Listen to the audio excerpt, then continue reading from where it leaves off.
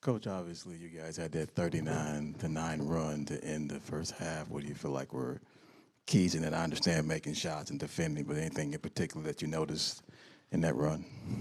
I think we got a lot of deflections, got our hands on balls. Guys were in. Royce, I feel like was big on the boards. Cody. I think he's really helped us in his minutes. The group that started that quarter really flipped it. Oso just his. Everybody thinks of, I think, basketball IQ as mostly being offensive. His defensive IQ is probably just as high, and ability to communicate, scramble, cover for each other, all those kinds of things on the defensive end. Just to follow that up, when you have Cody, Ryan, you mentioned obviously also you got three guys that can defend. How much does that change what you're able to call defensively with those guys out there? Yeah, no, I think it's a group that you can do some different things with, and those guys, really everybody really executed on the defensive end tonight. Communication, physicality, scrambling, covering for each other was good. Only other thing I had was considering the loss yesterday, and you guys obviously were frustrated with that. To come back and have a game like this after you start off down in the first quarter, what do you think that says about the group? Yeah, no, I think, I kind of said it a second ago. I referenced that flip, in the second quarter, the run, I think is kind of a sign of resilience, sign of, character. We needed it. So, and then we were able to maintain it, for the rest of the game. Coach, you mentioned Cody coming in and giving you guys a lift. Where do you think, what areas has he kind of stood out to you so far? Well, I think, the most obvious is defensively, just, his athleticism, his ability to cover ground, cover different guys.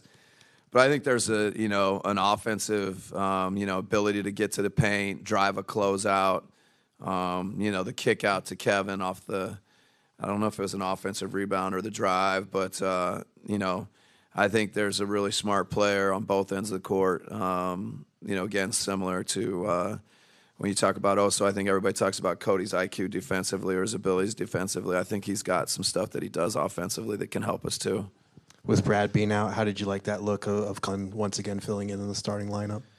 Yeah, no, I think Colin was good. He's out there trying to get us organized and set us up, but I thought Tyus shot making, the two of them in combination, and Tyus, I thought really shot it well. I feel like this is 2 out of 3 games where he's really shot the ball, and he and Book, kind of playing off of each other, and I thought Tyus's, shot making and just play making and everything was really big in that stretch in the second quarter also. With the traps they were deploying on Book at the start of the second quarter, how helpful was Oso in those stretches, and what is like the different kind of dynamic he gives you guys as a roller? Yeah, no, I think, his ability to just get in and out of things quickly, I think that's and then, the obvious is he can catch it and make reads and make decisions, but his speed and his pace coming in and out of things and getting out of, if they're putting 2 on Book or 2 on the ball, it makes it harder to put 2 on the ball, but then, when he's getting out, there's ground that the defense has got to cover, and they got to make reads and decisions, and, that's kind of Oso's strength. About 5 minutes into the third quarter, Book had a turnover, and then he checked out briefly. Was that due to the turnover? Was it something else? I was just curious as to why he checked out there. He came back in about a minute later. Yeah, no, it was our timeout at 7, and I was just, we've been playing him really big minutes and really hard, and I should have called timeout on one of those 2 possessions. I think it was the 7-10 minute, when he came out, and I knew we were going to call a timeout, and we got stops and played in flow, and but it was just to try and buy him 30 seconds.